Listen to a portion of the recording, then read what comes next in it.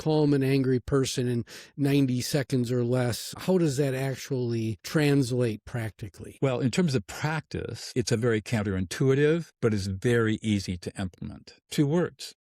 You feel. When somebody's coming at you, your natural instinct is to defend or rationalize or justify or explain or try to persuade. We're not going to do any of that because none of it works. Welcome back to the Balancing Act podcast. I'm Andy Temte. On the Balancing Act, we talk to business leaders and industry experts to explore the balancing acts we play in our professional lives and learn about the events that put rocket boosters behind their career success. Today we have Doug Noll joining us. Doug is a lawyer turned peacemaker that executives call when one bad conversation can cost trust, talent, and deals. After 22 years as a trial lawyer, he stopped trying to win arguments and started stopping them. Doug teaches decision-making under uncertainty and conflict at Pepperdine, and he co-founded the Prison of Peace project, where he trained maximum security inmates to reduce violence using empathy skills. He is the author of the book De-Escalate, How to Calm an Angry Person in 90 Seconds or Less, and I'm really, really interested to dig into that. Doug, welcome to the show. Thanks, Andy. And for everybody who's listening, before you do anything else, no matter what platform you're on, give this guy 5 stars. And because if you don't, the only way his word gets out is by listeners like you ranking him. I've done it. I wrote a great review. I want you to do the same thing. So right now, 5 stars for Andy Temte and the Balancing Act. Thank you, Doug. That's very much appreciated. I always ask this question at the start of a show. What's the elevator pitch version of your story? Really quickly. I grew up in Southern California in an upper middle class family, went to Dartmouth College, Ivy League, came back to California, went to law school, clerked for a judge for a year, went into private practice as a young associate. I was 28 years old. In September of 1978, tried my first civil jury trial at the end of October. My second jury trial was a defense of a $36 million securities fraud case in the Southern District of San Diego in federal court that lasted 7 months. And for the next 22 years, that's what I was, a trial dog. Along the way, I picked up the martial arts, and I was awarded my second degree black belt in 1990. And my teacher said, go study Tai Chi as a martial art. Well, Tai Chi has 2 paradoxes. The first is the softer you are, the stronger you are. And the second paradox is the more vulnerable you are, the more powerful you are. Soft to be strong, vulnerable to be powerful. Did not compute. but I continued to practice, and then a few years later, it sunk into my soul. Those 2 paradoxes. So I was in a courtroom, cross-examining somebody, and the thought came to me, "What the heck am I doing in here?" And after that trial, I had a vacation plan. I was on a whitewater trip up in Idaho, and I spent 10 days in my raft thinking about how many people I'd really served as a trial lawyer, and I could only count 5 people that came out better. So I said, I'm not doing this anymore. But I didn't know what I was going to do. So when I came back to town and drove down out of the mountains to my law firm, I heard what turned out to be the one and only public service announcement for a new master's degree in peacemaking and conflict studies. So here I am at 48 years old. I go back to school. I'm earning my master's degree. I'm a 3/4 time law professor at our local law school, and I'm a full-time trial lawyer. To make a really long story short, my partners and I could not agree on the direction of my practice. So I gave 1 week's notice, left, leaving $10 million on the table back in 2000, and opened my peacemaking and mediation practice on November 1st. I began specializing in high conflict, high stakes mediations involving family business conflicts, partnership disputes, boards of directors, corporate disputes of all different kinds where litigation was not an option. And the one thing that I really needed that I didn't have was a way to calm people down. And then in 2005, I was handling a very small case, but it was very contentious. And the thought came to me, listen to the emotions. And I had these people, an ex-husband and wife, start listening to each other's feelings and naming their feelings instead of the words. And this amazing transformation occurred. They walked out 3.5 hours later, having settled the case, holding hands. Nice. Whereas before I mean, if there had been knives on the table, there would have been blood on the floor. 2 years later, I figured out what happened. I learned what happened. A brain scanning study came out of Matthew Lieberman's lab at UCLA that showed that when we name somebody's feelings, the centers of the brain associated with negative emotion are quieted down, while at the same time, the prefrontal regions of the brain associated with emotional regulation are activated. So the mere fact or the mere act of naming somebody's feelings simply by saying you feel literally calms an angry brain in about 90 seconds. That led to co-founding Prison of Peace with my colleague and dear friend Laurel Coffer in 2010. We found ourselves in front of 15 women, all serving long or life sentences in the largest, most violent women's prison in the world. And we were there to teach them how to be peacemakers and mediators to stop prison violence. And the very first skill we taught them was how to name emotions to calm people down. And what really changed me was a story we heard 5 weeks into the program from a woman named Sarah, who told us this story, which you'll see my point. Sarah said, look, I've been in prison for 18 years. I'm serving a 25 to life for a fatal DUI. As an alcoholic drunk driver, I killed a family of 4. When I came to prison, I had to give up my 3-year-old boy to my sister to raise. And I've written him every single week for 18 years. He's never called. He's never visited. He's never written back.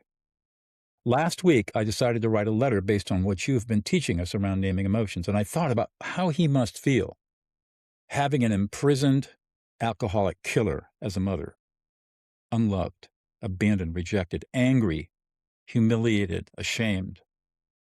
So I wrote him that letter. And today, for the first time in 18 years, I got a letter back from him. And at the end of the letter, he wrote, Mom, I love you. I'm coming to visit. I'm bringing my girlfriend. We'll see you in 3 weeks.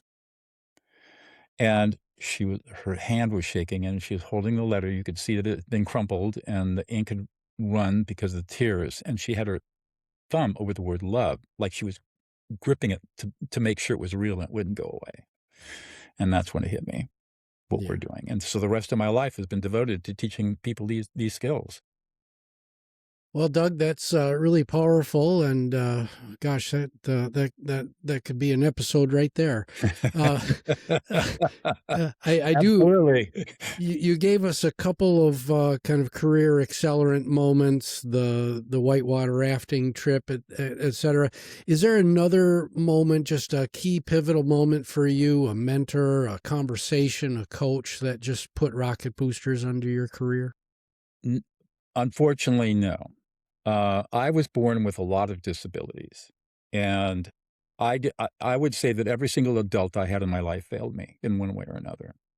It's not that they were abusive. It's just that nobody knew what to do with a kid who was almost blind, 2 club feet, partially deaf, bad teeth, left-handed, and too smart for his own good. And I basically had to learn how to coach myself and teach myself out of all of this stuff, because the adults in my life, they didn't have the patience and they didn't have the knowledge or the skill to deal with somebody who was as messed up as I was. And in those days, this is in the 50s and 60s, kids were supposed to be invisible, be seen, not heard. And emotions, and this is very true today too, emotions are not appropriate. It's not appropriate to show emotions. And that was really devastating for me. And I developed a lot of coping mechanisms that turned out to be maladaptive later in life that I had to overcome. But I learned a lot from it, and it was painful. But I can say today, I have this incredible life. Never been happier, healthy, strong. It's amazing. Yeah. I'd like to say that I had leaders or mentors along the way that helped me out, but that wasn't my fate, unfortunately. Well, that moment that you had, that, gosh, I've been a trial lawyer and I've helped, I can count the number of people that I've helped on one hand. that's quite the moment. So thanks for sharing that. You bet. Let's go to your book, De-Escalate. You meet a random reader on the street. They've read the book. They say, "God, you're Doug Noll. I read your book, De-Escalate." What would you want their unaided recall of that experience with the book to be? I wanted to say something like this. I want to tell you about my 4-year-old boy. He was having a complete meltdown, and nothing we could do reached him. But when we read your book, we learned how to name his feelings. And when we named what he was actually feeling, in 90 seconds, he completely calmed down. And we saw a radical shift in his attitude and his behavior because we listened him into existence, just like you talked about. Thank you. Yeah, that would be a lovely interaction. I've had quite a few of those, as it turns out. Yeah, that's awesome. You know, most of us are conflict avoiders. We're wired for it naturally. Most of the brain science tells us that. I'm a conflict avoider. Let's talk a little bit more about the subtitle of the book, "Calm an Angry Person in 90 Seconds or Less." And you've told us that it's about naming feelings, but how does that actually translate practically? Well, in terms of practice, it's a very counterintuitive, counternormative idea, but it's very easy to implement. 2 words: you feel. We're not going to use active listening. We're not going to use I statements. We're not going to go into passive voice. We're not going to ask questions. When somebody's coming at you, your natural instinct is to defend or rationalize or justify or explain or try to persuade. We're not going to do any of that because none of it works. All it does is escalate the brain. And here's the science behind this. Most of us know that when we get triggered, the amygdala fires off because it's out there scanning the environment, all the sensory information coming in all the time. And it's asking 3 questions. Am I safe? Can I trust you? Do I matter? The moment there's a no, the amygdala says, saber-tooth tiger, right? Yeah. And, the circuit between the amygdala and the hypothalamus takes over, the cortisol gets released, and all of a sudden, the prefrontal cortex shuts down, our digestive system shuts down, our immune system shuts down, and we're getting ready to fight or flight. And our brains can't distinguish between a social threat and a physical threat. And so this happens all the time in social situations. And so we learn to be conflict avoidant because it's painful, it's uncomfortable, it's scary, it's anxiety producing. So the antidote is to simply name the feeling. So I would say, Andy, man, you're really pissed off. You're angry, you're frustrated. You feel completely disrespected, and you feel unappreciated and unsupported. And you're really worried about this. And you're kind of nauseated about the whole situation, feel a little embarrassed. It's really upsetting and distressing to you. And that's all you do. Name the feelings. There is a way to do it. There are layers of emotions that I just went through 6 of the 7 layers there. And you name the feelings until the body says yes. And you will see 4 autonomic relaxation responses. 1, they're going to nod their head. 2, their shoulders are going to drop. 3, they're going to, and 4, they're going to say, yes, exactly. Thank you for listening to me. And when you see that, you're done. And now you can move on to problem solving, move on to negotiation, move on to, having a conversation about what it was all about and how you support people. And it takes about 90 seconds for that to happen. No more than 2 minutes, 120 seconds at most, because that's the way our brains are hardwired. And it works on every single brain on the planet. Every human brain is hardwired for this. And it's just amazing how it works. I mean, when I saw the transformation with Sarah, that was the first major transformation I saw. And then we began to see the other women in that prison change and grow and become humans again. And then we went into men's prisons and saw the same thing over and over and over again in 15 prisons, thousands and thousands of inmates. We trained from 2010 to 2020. You just can't deny the evidence. Who's who's so when you said when you laid out that scenario of naming someone else's feelings, how do you avoid the what might be the natural pushback of, well, who gave you permission to name my feelings? Everybody thinks that that's what's going to happen. It doesn't. It does every now and then, but when it does happen, but it's very rare. And when it does happen, it's because give yourself a pat on the back. You did a good job. You just did a good job. Because here's the thing. We learn as children at around between 6 and 8 years old that the universe is an emotionally unsafe place to exist. And so we start building up walls around us. We project competence on the outside, but on the inside is really our emotional self that we never let anybody see because it's pain. We learned because we were invalidated as children that showing emotions is bad for us. When you affect label somebody, it's like a superhero going through the wall. And right now you're right in there, that private, intimate space that people protect. And of course they're scared, so they're going to push you out. What you've done is you've done it too well.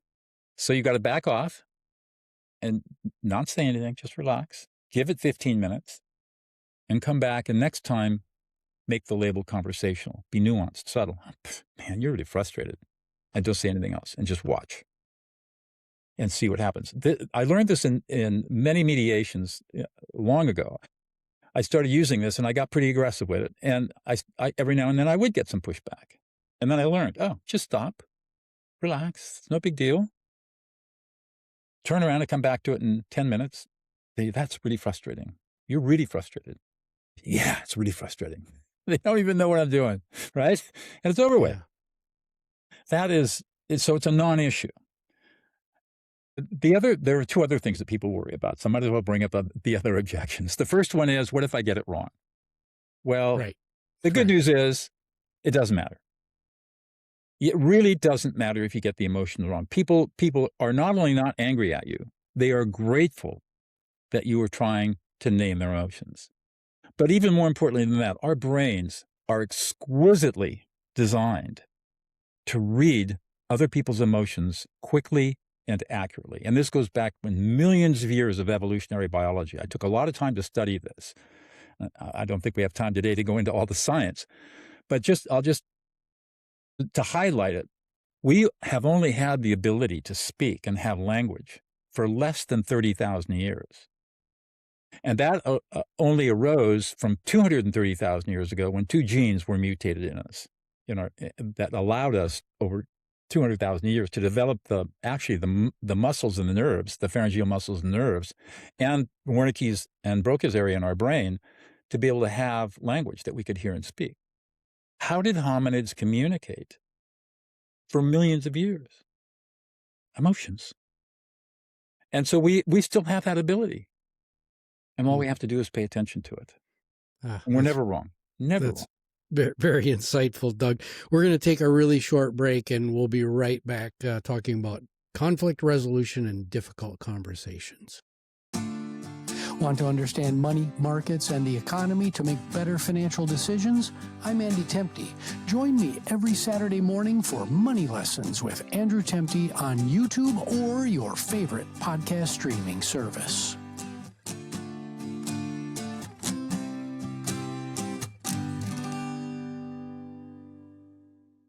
And we're back with Doug Noll talking about difficult conversations and conflict resolution. Doug, take us into a real-world success story of a team or business that you've worked with and have made a positive impact on the organizational culture. But what were some of the ingredients that had to be in place to lead to that successful outcome? I had a CEO who was a pretty classic executive, came up through the ranks, MBA and all that stuff, and believed that being decisive and curt and directive with people was the right way to lead. And had learned, as people do, not being taught, but just by observation, that emotions had no place in an organization or team. That CEO was facing a lot of problems, had tremendous conflict in the executive team. He had two vice presidents. They were arguing. They couldn't get along. Retention down the organization was bad. Culture was bad. A lot of toxicity. And of course, it was affecting the bottom line in ways that typical financial statements don't show. But when you have loss of productivity because of arguing and fighting, it gets very, very expensive very fast. And so out of desperation, he reached out to me. And in 8 weeks, I taught him how to listen to and name them up. And so when he would walk into a meeting, the first thing he would do, he wouldn't say anything. He would just look around and read the room. And I just taught him how to do that, how to open his brain up to what people were feeling. And I said, everybody in here is really frustrated right now. Everybody's pretty angry. Tell me more. And he just took a few minutes to listen. And when people said, yeah, I'm really frustrated because these deadlines are insane or because whatever it was, he wouldn't get defensive. He wouldn't trigger. He would just say, so you're really frustrated. You're really angry. You feel like this is all really unfair and you were being blamed for decisions that you had no control over. Yeah. And what happened was everything simmered down. And then it trickled down through the rest of the organization because as his team members saw him change and become, this is leadership empathy, by the way, it's the title of my next book coming out in September. As he demonstrated leadership empathy, everybody else started modeling it because they saw how effective it was. And within 6 months, all of those organizational and cultural problems that he was facing had mitigated because was addressing the 98% of the brain that's the most important, not the 2% of the brain that you learn in business school is important. That 2% is worthless. You really got to learn how to lead nervous systems, not with logic, not with reasoning, not with facts, with feelings. And that's how human beings operate. And once he got that figured out, he became a master at it. And it was pretty fun to watch. Yeah. That's I've gotten myself in trouble in previous versions of myself where the logic, the facts, Right. they've just got to override everything. This argument is completely unassailable. Why are you in my face? That's right. I lived that life for 22 years. Yeah. Oh, there's a human side of this that the logic doesn't necessarily hit. Doug, in the pitch document that I got from the PR the dating service that connected us, it had this phrase that I'm just really curious about. It said one of the recommended questions was how to listen someone into existence.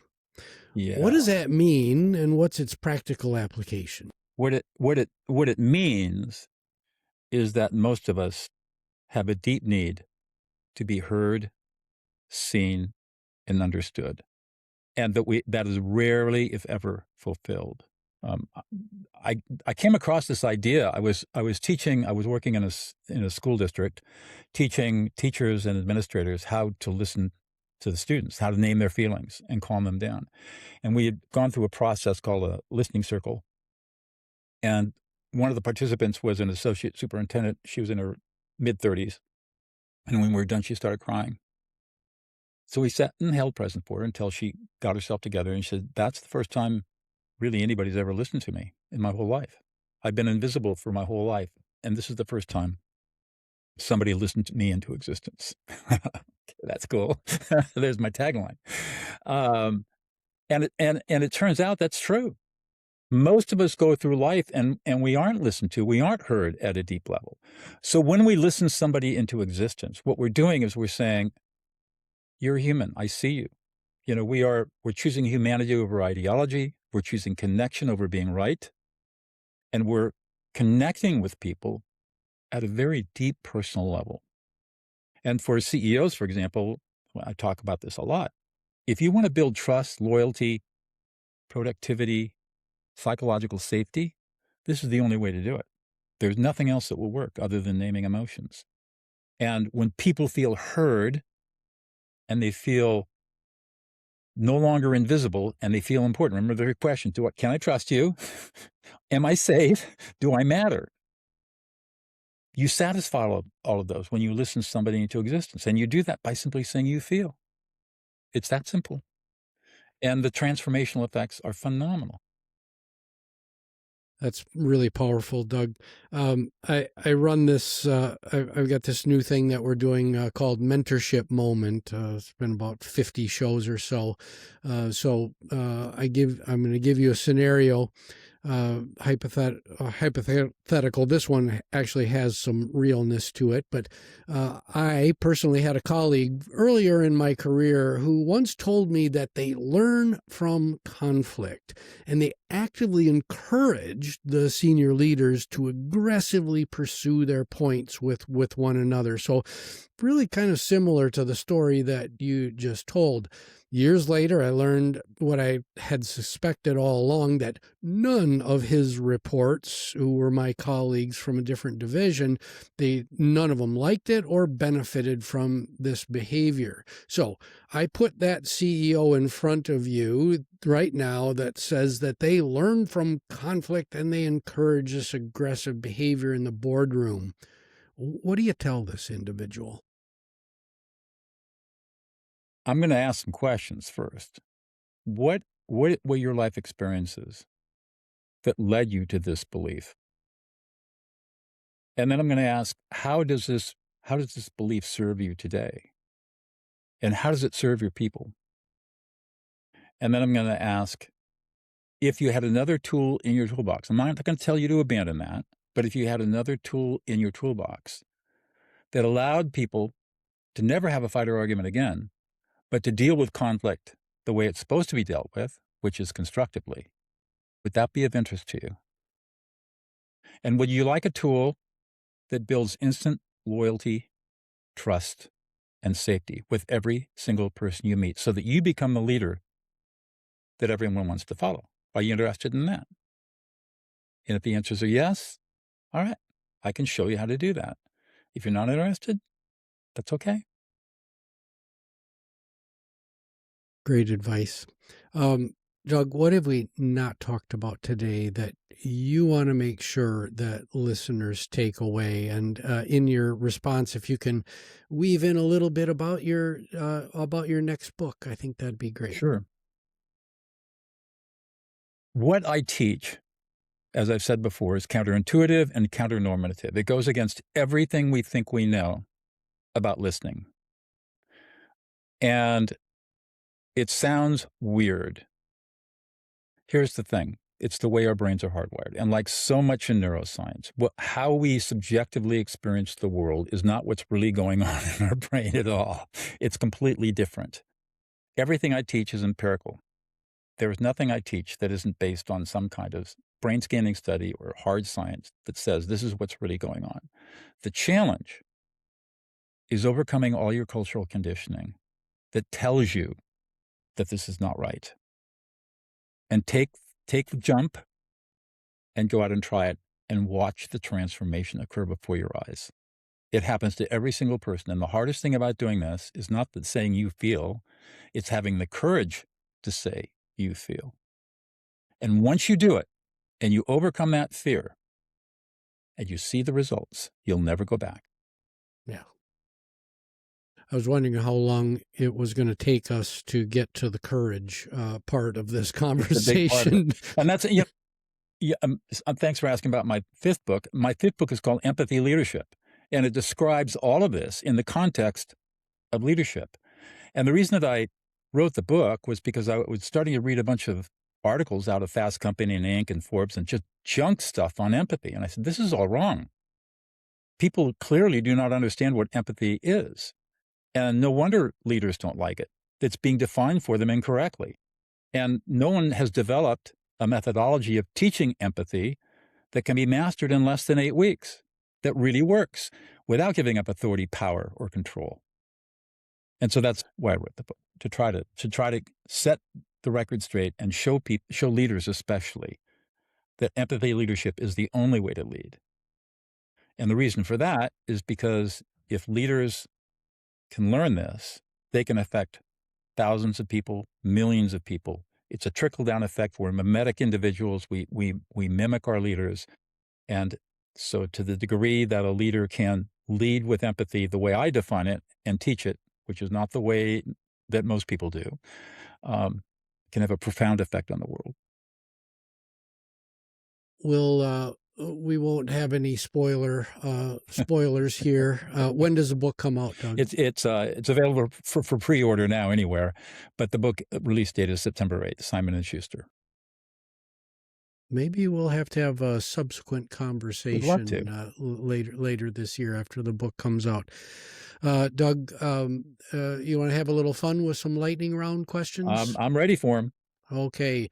Doug Noll, you've just won a $100 million lotto jackpot, but there's a stipulation that half of your net winnings go to one philanthropic organization or cause. Who do you pick? I picked my local law school, San Joaquin College of Law in Clovis, California. This is a state bar accredited law school. It's not ABA accredited. Our bar passage rate is over 85%. And we're the only law school that provides lawyers from Los Angeles to San Francisco. We have more, we graduate people of color, women lawyers, I would say over 2/3 of the Central California bar, women have graduated from this law school. I would say 90% of people of color have graduated from this law school. And we do a phenomenal job of teaching. And a $50 million grant to the law school would allow us to bring in students and not have to pay any tuition. Yeah. That would be really cool. Yeah, awesome. Doug, I give you access to a really little time machine, and you can send a message to an earlier version of yourself. What's the message, and what previous version do you send it to? I go to my 6-year-old self and say, hang in there. You'll get through this.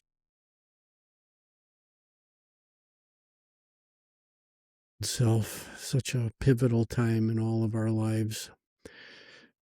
Doug, we are works in progress, all of us. What are you focused on right now in your personal journey of growth? Serving as many human beings as I possibly can. My life today is dedicated service to humanity. And that's where I get my joy, and that's what gives me meaning. Teaching people these skills, being on shows like this with great hosts like you, having the opportunity to expose people to a radically new idea that can change our world. And that's what gives me the float every single day. Excellent. Yes, my purpose is to teach, coach, mentor, and hopefully inspire a few folks along the way. There you go. We're perfectly aligned. We're perfectly aligned in that. Good. Yes, I knew that we would be kindred spirits in that regard. So, Doug, thank you so much for being on the show today. Where can folks get a hold of you?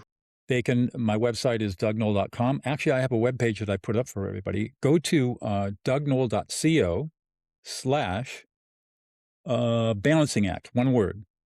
And that link will take you to a page that I created just for this audience. Nobody else will get that link. And on that page, you can sign up for my Substack, which will give you a free masterclass on everything we talked about today, just a PDF that you can take, and get my weekly articles that I write about this stuff. And also get a copy of De-Escalate and pre-order Empathy Leadership. So that's dougnoll.co/balancing act. Website, dougnoll.com. Email, doug@dougnoll.com. What could be easier? Not much. Thank you. Thank you so much, Doug. You've been a fantastic guest today, and I'm sure you've created a tremendous amount of value for listeners. Thanks, Andy. It's been great. All right. My name is Andy Temte. This is the Balancing Act podcast. You can find the show on all the major streaming services as well as out on YouTube. Please like, subscribe, rate, and most importantly, share this public good with your friends, your neighbors, your family. And today's episode, please share it with a colleague. The show was produced by Nick Temte. We'll see you next time on the Balancing Act.